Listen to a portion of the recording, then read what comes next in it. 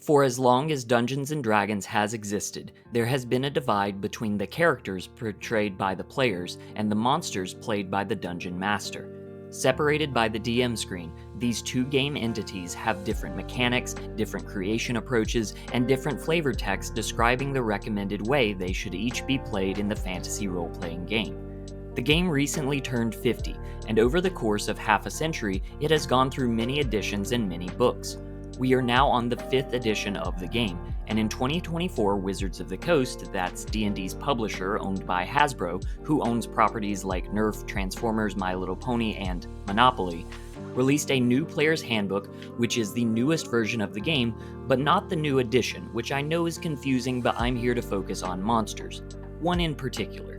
The 2024 Player's Handbook features a lot of minor and major changes to the 2014 version of the game, and among other things, it introduced a new official race for players to use, the Orc. Orcs had been previously introduced as an optional race, but now they are right next to iconic dwarves, elves, halflings, and humans that more commonly take on a heroic role. Because orcs are typically a monster and a staple villain in the heroic fantasy tales D&D seeks to emulate, this was an interesting choice to give to the players. Things got even more interesting when the accompanying monster manual was released in 2025. It includes many new and classic monsters from the game's history, but notably, no orcs. This caused outrage and debate from D&D fans and DMs. Why is orc not considered a monster anymore? Why can players portray the classically evil race, but apparently a DM cannot? Where have my monsters gone? Okay, let's explore that. But before I get started, hi. If you clicked on this, then this video is made for you. If you have never played Dungeons & Dragons before, I'm going to introduce you to some of the game's concepts in approachable terms. If you've already played lots of D&D and you were curious about someone else's take on this topic, thanks for clicking, and I'm sure a lot of the basic terms will have you nodding along, but I promise I have a point. If you're a Critical Role fan with blue hair and pronouns, this video is for you, and we probably have a lot in common. If you're a grognard who's loved this game for a long time, and you know all about the lore and mechanics, and you think that the theatricality and the sensitivity in the newer D&D space is overrated, this video is also for you. Your experience is also valid, and we may have more in common than one might assume. I'm here to share my humble perspective on the hobby based on over a decade of intense role-playing and years of being a professional DM for both kids and adults. And even if you don't agree with my stance by the end of the video, I hope you'll walk away having either learned something or highlighted your own perspective on things. Thanks for clicking, here we go. When you, the player, make your character in D&D, you get to pick things like your class, background, and race. To use an example outside of the realm of fantasy, Peter Parker's class would be superhero, and we could get more detailed with a classification like duelist or acrobat. But the point is that class means his role in the world along with a note on his abilities. His background would be student, or maybe even photographer. That's what you did before you started adventuring and what informs your daily life. His race would be human. His race would not be white. Race in D&D has a different meaning than the socially accepted definition of race in our modern world. The two terms are related, and we'll get to that, but they functionally have two different definitions. Human is the default for Marvel characters, and human was the default for D&D for at least what I'm going to call the classic era from its first published date in 1974 under TSR to the publishing of 3rd edition in 2000 under WotC.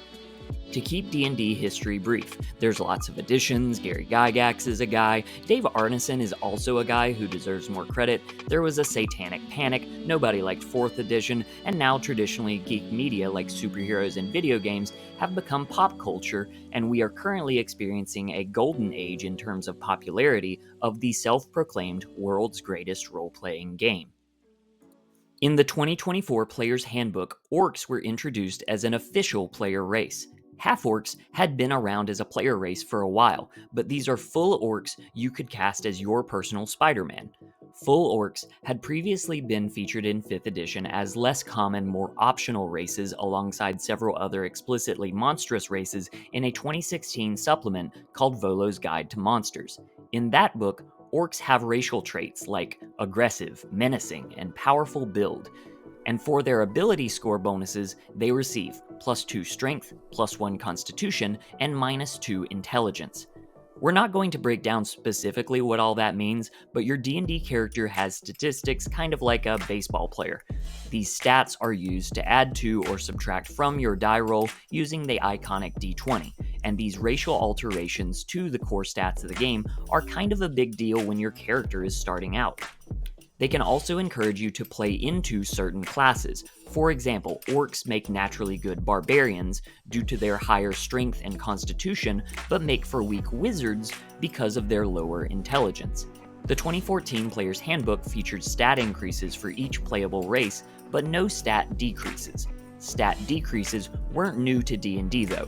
The 2003 3.5 edition featured half-orcs with +2 strength, -2 intelligence, and -2 charisma, but this was more common since it also featured elves with +2 dexterity and -2 constitution. In 2016, this design tradition was frowned upon by many newer players for a few good reasons concerning both mechanics and flavor. By the way, those are respectively the crunchy number and effects side of the game, and the more squishy lore and aesthetics side of the game. And in 2019, orcs were reintroduced in Eberron, Rising from the Last War. This provided new mechanics and flavor for the orcs, keeping the increase to strength and constitution, but removing the -2 intelligence. This change could be seen as a course correction by the 5e design team, trying to cut back on the implication that an entire race would naturally be less intelligent by birth. Or it could be a more compartmentalized design decision to merely say that the orcs in Eberron are just different from the orcs in the rest of D&D, or what we should understand as the D&D default. The setting of D&D takes place in a heroic fantasy world, a world which is not always but can be created by the Dungeon Master. If you don't want the work of creating your own world, or you want to play in pre-written published adventures, you are most likely going to play D&D in the Forgotten Realms. This is the setting portrayed in the movie Honor Among Thieves, the setting portrayed in the Baldur's Gate series of video games, and the backdrop for many published adventures and tie-in content for D&D. But it is far from the only published D&D setting. Eberron is an entirely separate world featuring steampunk vibes, wild halflings riding dinosaurs, and playable robot characters called Warforged. Ravnica and Theros are settings introduced in Magic the Gathering, the popular trading card game also owned by Wizards of the Coast. Worlds like Ravenloft and Spelljammer have been around through D&D's classic and modern eras and offer different flavors like horror and action comedy, space opera, weirdness to the D&D game. I love dark fantasy vibes, so Ravenloft is my favorite published setting. I can't really get down with whatever Spelljammer is doing, but plenty of people call Spelljammer their favorite, and would never touch Ravenloft, and that's all okay. It's all about providing codified options for players and DMs while the Monopoly company makes money off of $50 books. There's also worlds and intellectual properties that are not explicitly D&D, but if you've ever played D&D, then you know it when you see it. And don't mistake me for claiming D&D as the origin point for all heroic fantasy. It is inspired by various pulp novels as well as The Lord of the Rings, which is in turn inspired by centuries of myth and legend. But D&D has taken on its own recognizable brand in terms of its tropes and its parlance. Countless video games and board games borrow the race and class character creation, party compositions, and tactical combat. D&D adjacent media is prevalent in modern anime. The isekai genre is full of anime boys getting sent to video games and fantasy worlds that are obviously D&D inspired. Delicious in Dungeon is a delightful 2024 anime on Netflix that's less about slaying monsters and more about eating them. There's also loads of books, and not all of them fall neatly into the typical heroic fantasy story structure. The 2022 novel Legends and Lattes by Travis Baldree tells the story of an orc mercenary named Viv, who wants to retire from adventuring and open up a coffee shop. She befriends several colorful characters who help her open up her shop, and the cozy little story unfolds without much in the way of traditional treasure hunting and talk of saving the world. Viv may have started out as a mercenary, but she is not bloodthirsty or savage. Legends and Lattes shows us what kinds of different stories can be told in a D&D world, and perhaps more importantly, the different characteristics that can be portrayed by someone belonging to a particular fantasy race. One of the last books released for the 2014 version of D&D was Planescape: Adventures in the Multiverse, released in 2023 but dating back to 1994 during the game's second edition. Planescape deals with the broader cosmology of the D&D world, which is reflected in the 2014 Player's Handbook and includes places like various heavens and hells, the dreary Shadowfell and the whimsical Feywild, and several more planes where many of the game's monsters come from. The inclusion of the Planescape books was a signal for what was coming. WotC is embracing a more multiverse feel because it allows for further expansion and because multiverses are, or perhaps at this point were, a hot commodity. The 2018 animated film Spider-Man: Into the Spider-Verse is based on the 2014 Spider-Verse comics, which brought the idea of the multiverse to Spider-Man. Many viewers may be more familiar with the live-action interpretation of Spider-Man in the 2002 to 2007 Sam Raimi films starring Tobey Maguire as Peter Parker, or the other two franchises also featuring Peter Parker. Peter Parker exists in Spider-Verse, but the character we follow is Miles Morales. They are both equally Spider-Man. For many viewers, Peter Parker is the best Spider-Man, the default Spider-Man, the Forgotten Realms of Spider-Man, if you will. But for many others, Miles Morales will be their favorite for plenty of valid reasons. We meet other Spider-People in Spider-Verse from different planes of existence, and the film's theme is that anyone can be a hero, anyone can be Spider-Man. Their moralities and tones and even gender and species may vary, but they're all superheroes with spider powers. All kinds of established Spider-Man settings exist, just like different D&D settings exist, but no matter what, it's still Spider-Man, and no matter what, you're still playing D&D. Important to the conversation is also the fact that the Spider-Man OC that you posted on Tumblr is also Spider-Man, and the world that you create with your friends is also D&D. Because of this newly adopted multiverse lens coming to the forefront of D&D's design, the new 2024 D&D Player Handbook includes much less flavor text on how to play your chosen player race, because omitting those guidelines leaves it more open to how your chosen race is represented in the specific setting you are playing in. By the way, races are now referred to as species, a debatable choice undoubtedly made to unload some of the baggage associated with the contentious relation between real-world race and fantasy race. To overhaul the mechanics to reflect the change in flavor, species no longer include any stat increases or decreases, just a tiny handful of senses and special abilities. No matter where you play your orc, you are still playing an orc, and your orc can viably be a barbarian or a wizard or whatever they want to be. Except for a monster. The new monster manual released in 2025 does not include orcs as monsters. This is seen by many as a big deal, and perhaps a bridge too far.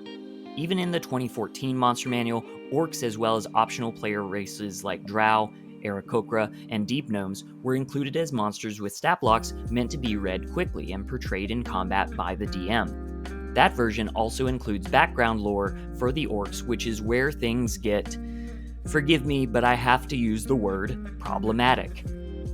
Like many of the races of the Forgotten Realms, the orcs owe their creation to a particular god, in this case, Gruumsh.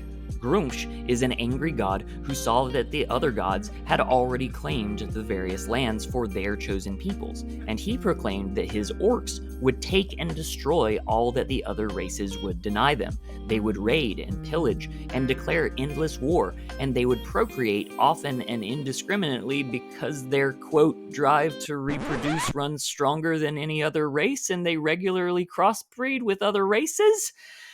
So, here we are presented with a dark-skinned race of strong, dumb, aggressive super predators who exist only to take from other races with their tribes that spread like plague.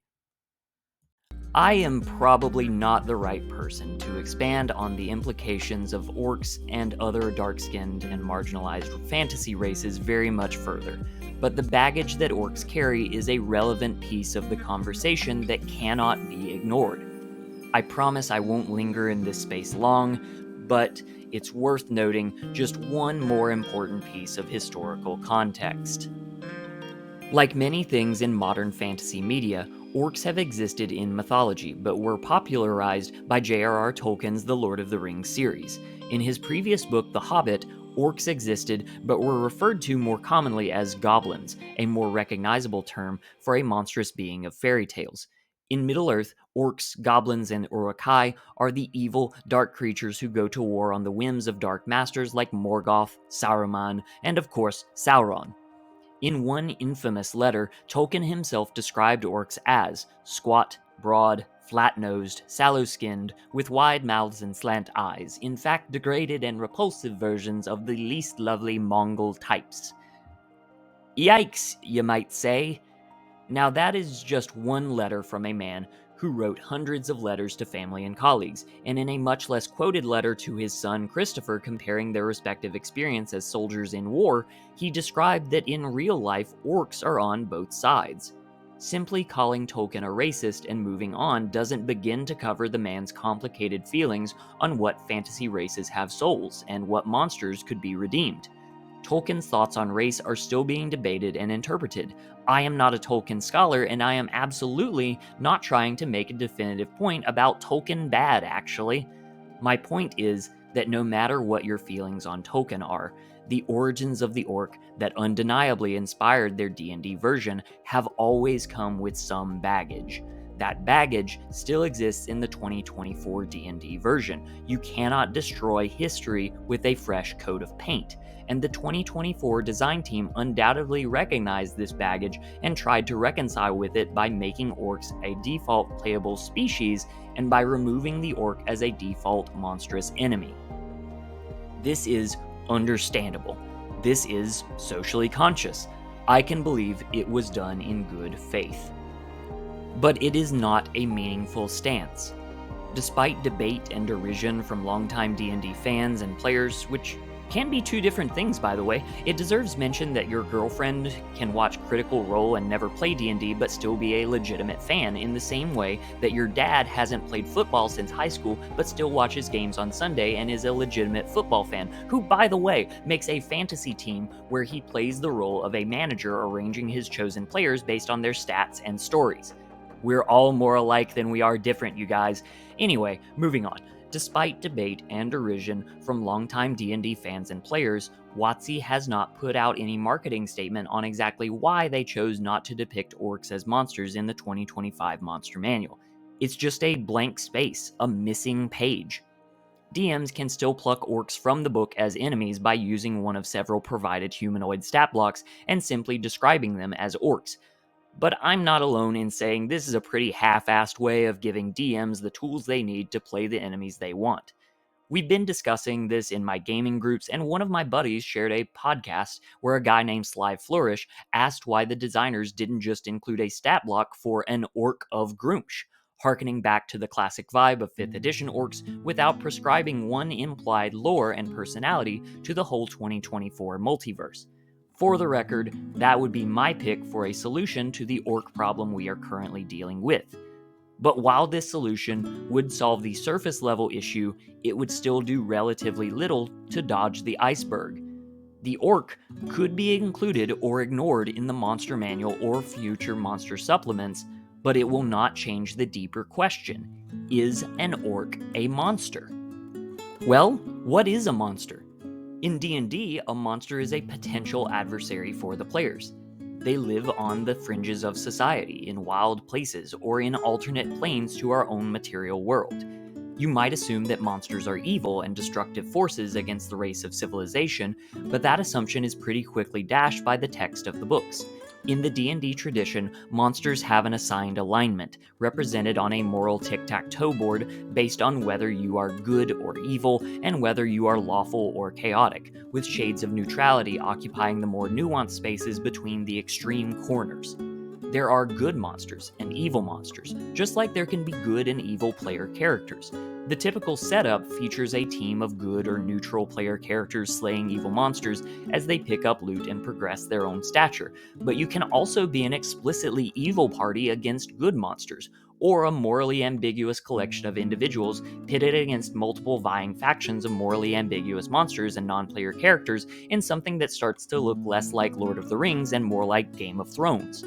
Orcs in the 2014 Monster Manual are portrayed as universally chaotic evil, and pretty much all monsters had a prescribed alignment.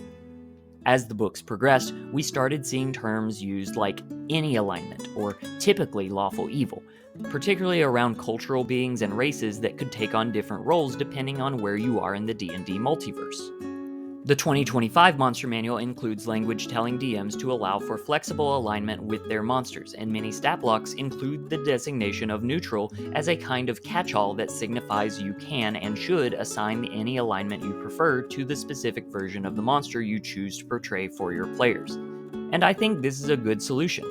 It covers a lot of possibilities in the vast worlds you can create and play in while still providing some concrete guidance for creatures on the extreme corners, like lawful good angels and chaotic evil demons. It really muddies the waters on what a monster actually is, though. Why are orcs and drow no longer considered monsters, while Aarakocra and ogres still are? Why can I play a chaotic good orc based on my World of Warcraft character, but I cannot play a chaotic good ogre based on Shrek?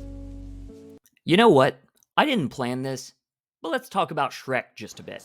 In 2001, DreamWorks released an animated picture that served as a counter to Disney's earnest and classical Renaissance era. Shrek was comical and irreverent, a pointed satire of Disney films and the fairy tales they represent, while still having a heart as a fantasy adventure that parents and kids could enjoy.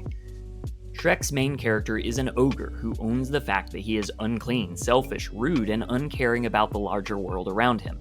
But through the story, he makes a funny friend, braves a dangerous castle, fights a dragon, saves a princess, and by the end, we answer the question of if a dirty ogre who has been cast out and looked down on by society can actually be a hero. Yes, he can. Many D&D adventures set out to be something serious and triumphant, like many tales of old, and maybe even Disney movies, but by the time the dice land and your friends are making jokes and funny accents around the table, most D&D games wind up looking less like Sleeping Beauty and more like Shrek. Also, the singing hero bangs a dragon, and that is a time-honored D&D tradition. Stories like Shrek blur the line between what a protagonist and a monster could be, and it's far from the only example. Allow me to talk about one of the best TV shows I have ever seen, a little pirate show which aired on Starz from 2014 to 2017 called Black Sails. While it has no magical elements, Black Sails can trace its roots back to the classic adventure novel Treasure Island, which involves a thrilling treasure hunt on a dangerous locale with fearsome enemies. Black Sails serves in part as a prequel to Treasure Island by way of offering a backstory to characters like Long John Silver and Billy Bones. But in a larger part, it is a piece of historical fiction with elements like the real pirates' Republic of New Providence Island, and characters like Jack Rackham, Anne Bonny, and of course, Blackbeard. It's an ensemble show with plenty of lovable and hateable characters, but the driving force of the story is Captain Flint. When we meet Flint, he is a violent fighter, a capable commander, and a more educated kind of pirate than we might assume. Flint is also gay. He was a British naval officer who was ousted from his position and condemned because he was a gay man in the 1700s. He became a pirate in part because the society he was born into would not allow him to be gay. He wages war on that society for several reasons covered by the show, but one that we cannot ignore is that he is gay and marginalized, and all of this probably could have been avoided if he was just allowed to live out his life as a proud gay man. Early in the series, Flint is offered a way out of his life of piracy, and he responds, "They took everything from us, and then they called me a monster.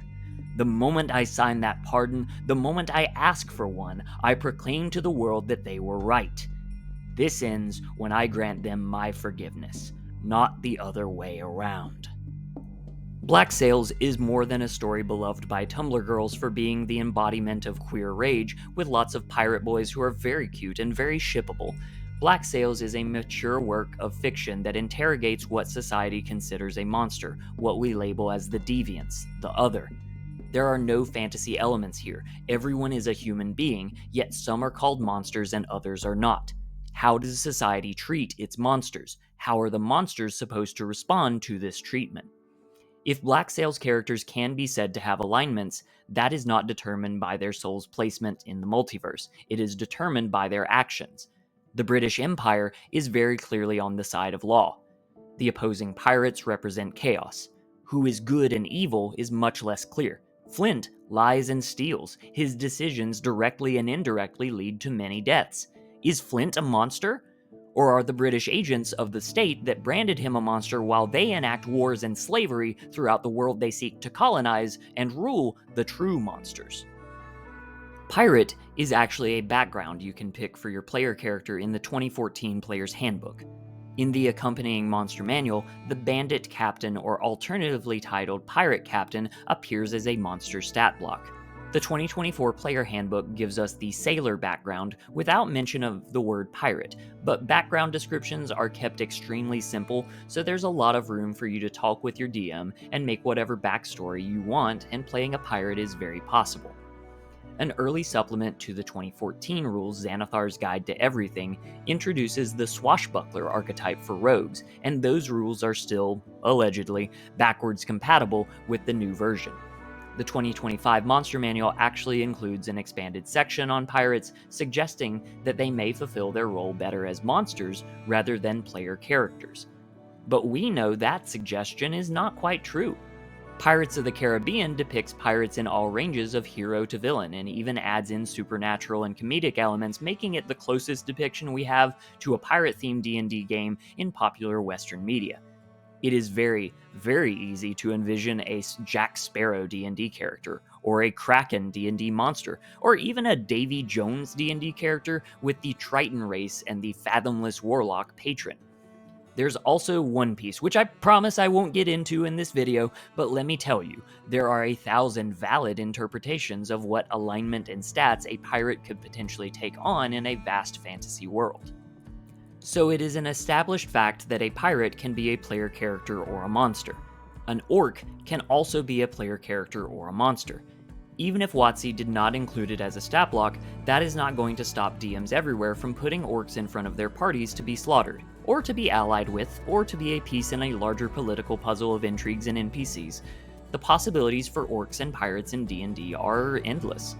There is no line between monster and player character where orcs and pirates are concerned. So what about other things? I have already highlighted that D&D includes monstrous races for player characters. According to these rules and approved by many DMs, you can already play a goblin, a drow, or a minotaur. These are all monsters too. But what if you wanted to play a succubus, an ooze, a Tarrasque? These are all monsters just like orcs and pirates in the monster manuals, but they are also all characters in fiction. One of the supporting characters in Legends and Lattes is a succubus, and she's just having a chill time being a barista. People love Evelyn from League of Legends, and would jump at the chance to play her if I offered it.